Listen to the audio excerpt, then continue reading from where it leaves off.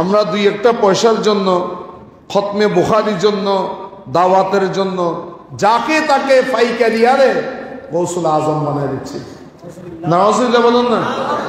সমাজের মধ্যে এখন সৈয়দেরও অভাব নেই,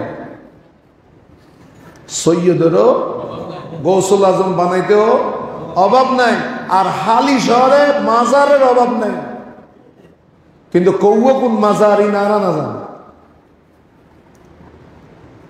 সব জায়গার মধ্যে মাজার করে ফেলেছেন। বাঁশ গাছের তলাতেও মাজার আছে, কিন্তু ওই মাজারের মধ্যে কোনো হাড্ডিও নেই। নাউজুবিল্লাহ বলেন না। শুধু আমরা বেলায়েতের কথা বলে, বেলায়েত কয় প্রকার? কয় প্রকার? কি কি বলেছি? মাদারি, বেলায়েতে কসবি, বেলায়েতে আতায়। মাদারি কাকে বলে? মাদারি কাকে বলে?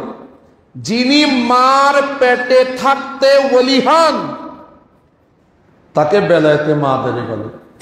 যার আব্বা আম্মা দুজন নজিবুত তরফাইন হয়,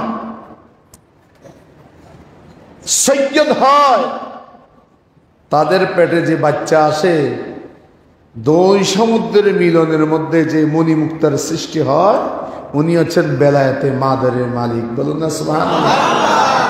হুজুর শাহীন সাহেব বগদাদ উনি বেলায়েতে মাদারে ছিলেন। খাজা গরিব নওয়াজ বেলায়েতে মাদারে ছিলেন। আর আমাদের হুজুর কেবলা আল্লামা সৈয়দ মোহাম্মদ তৈয়ব শাহ তৈয়ব মাদারজাত ওলি হ্যায়। সুবহানাল্লাহ বলুন না।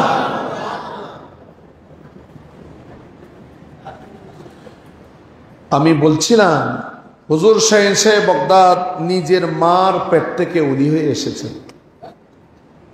মার পেট থেকে কি হয়েছে? ওলি হয়ে এসেছে। উনি যে ওলি, উনি ছিলেন কেমনে? উনি যে ওলি, উনি নিজেকে চিনেছেন কখন? উনি বলেন আমার বয়স যখন ৬০ বছর। কয় বছর? গৌসে পাক যাচ্ছেন মুক্তবের দিকে। কিসের দিকে? উনি মার পেট থেকে বলি মুক্তবে কেন গেছেন বলেন? উনি তো মার পেটে ওলি হয়ে গেলেন, তারপর ফের মুক্তবে জানা কেউ? মুক্তবে কেন গেছেন? গোটা পৃথিবীর যত পীর মুর্শিদ আছে তাদেরকে সবক দিলেন, আরেকজনকে দীক্ষা দেওয়ার আগে নিজে শিক্ষা নেওয়া। সুবহানাল্লাহ বলেন না। আমাদের অধিকাংশ এখন পীর হলেন, ওরা কোনোদিন মুক্তবেও যায়নি, মাদ্রাসাতেও যায়নি। উনি হচ্ছেন ফিরে কামেল, ফিরে হামেল। বাপ মরে গেছে, ছেলে আসে চেয়ারে বসে গেছে। বাপ মরে গেছে, বাপ কি ছিল? জবরদস্ত বলি ছিলেন, মানলাম, কিন্তু ওনার মধ্যে সেই যোগ্যতা নাই, উনি বাপের চেয়ারে বসে গেছে। হুজুর শাহীন সাহেব বগদাদ মহিউদ্দিন আব্দুল কাদের জিলানী আল গিলানী রাদিয়াল্লাহু তাআলা আনহু বলেন, আমি যে ওলি এটা আমি কখন জানি? যখন আমি যাচ্ছি মক্তবের দিকে। এই কথাটা লিখতেছেন হযরত শাহ আব্দুল হক মুহাদ্দিস দেহলভী ওনার একটি অনন্য কিতাব গৌসুল ওয়ারা কিতাবের মধ্যে। হুজুর শাহীন সাহেব বগদাদ মহিউদ্দিন আব্দুল কাদের জিলানী যখন যাচ্ছেন, উনি বলেন আমি দেখতে পেলাম কিছু ফেরেশতা আমার সামনে, কিছু ফেরেশতা আমার পেছনে। দুই দিক দিয়ে ফেরেশতা আমাকে গার্ড দিয়ে নিয়ে যাচ্ছেন মুক্তবের দিকে।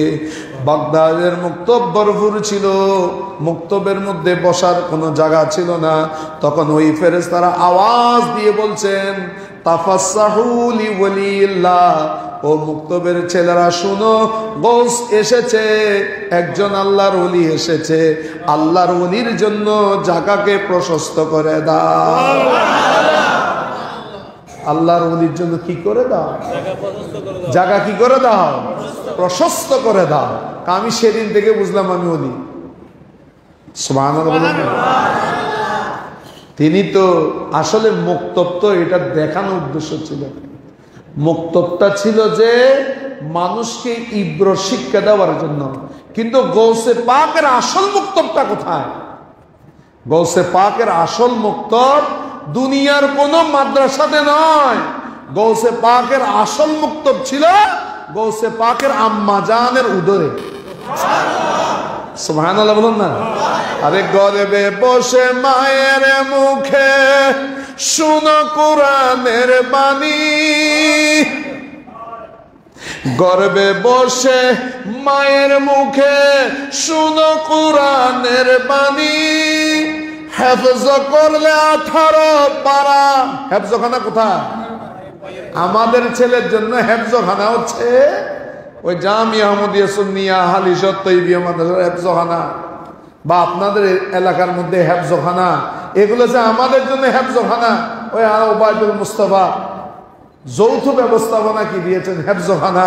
হেফজখানার মধ্যে ছেলেরা সেখানে হাফেজ হয়, কিন্তু গৌসে পাকের হেফজখানা হচ্ছে মায়ের উদরে, যেহেতু উনি মার পেট থেকেই তো উনি। গর্বে বসে মায়ের মুখে শুনো কোরআনের বাণী, হেফজ করলে 18 পারা, হেফজ করলে 18 পারা। ও গো গৌসে সমদানি আল্লাহুম্মা